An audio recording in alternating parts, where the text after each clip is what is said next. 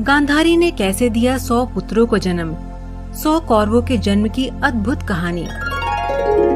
महाभारत से जुड़ी कई ऐसी कथा सुनने को मिलती है जो आपकी और हमारी समझ से परे है।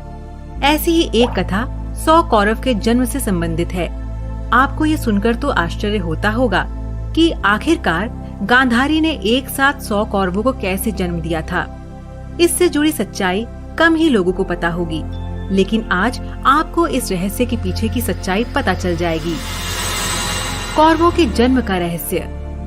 आपको बता दें कि गांधारी के गर्भ से 100 कौरवों का जन्म कोई दैवीय चमत्कार नहीं, बल्कि एक ऐसी घटना है जो भारत के प्राचीन रहस्यमय विज्ञान का उदाहरण है। गांधारी गंधार राज्य के राजा सुबल की सुपुत्री थी। समय बीता और गांधारी का विवाह हस्तिनापुर के राजकुमार धृतराष्ट्र के साथ हुआ।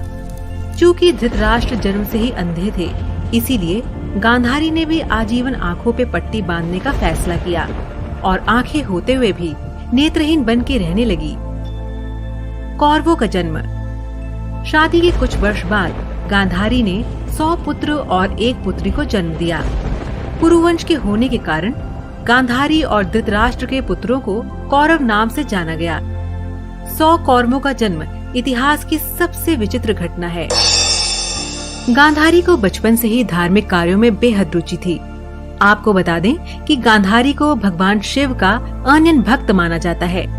कहते हैं कि महर्षि वेदव्यास एक बार हस्तिनापुर आए और गांधारी ने उनकी खूब सेवा की।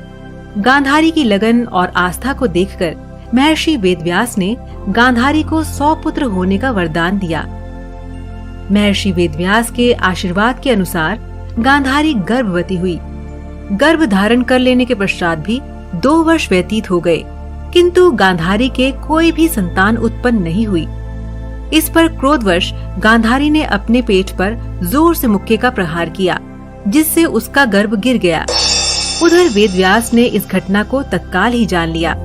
वे उसी समय गांधारी के पास आकर बोले, गांधारी, तूने बहुत गलत किया। मेरा दिया हुआ वर कभी खाली नहीं जाता।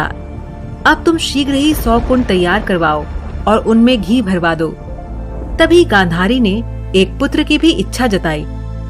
वेदव्यास ने गांधारी के गर्भ से निकले मांस पिंड पर अभिमंत्रित जल छिड़का, जिससे उस पिंड के 101 टुकड़े हो गए। वेदव्यास ने उन टुकड़ों को गांधारी के बनवाए हुए कुंडों में रखवा दिया। उसके बाद उन कुंडों को 2 वर्ष पश्चात खोलने का आदेश देकर वेदव्यास अपने आश्रम चले गए। 2 वर्ष पूरे हो गए और फिर गांधारी ने सारे कुंड खोले। सबसे पहले कुंड से दुर्योधन का जन्म हुआ। बाकी कुंडों से 99 पुत्र और एक पुत्री का जन्म हुआ। गांधारी की पुत्री का नाम दुशाला था।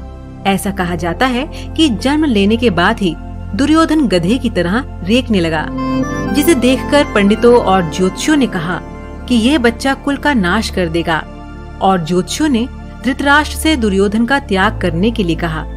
लेकिन पुत्रमोह से विवश धृतराष्ट्र ऐसा नहीं कर सके।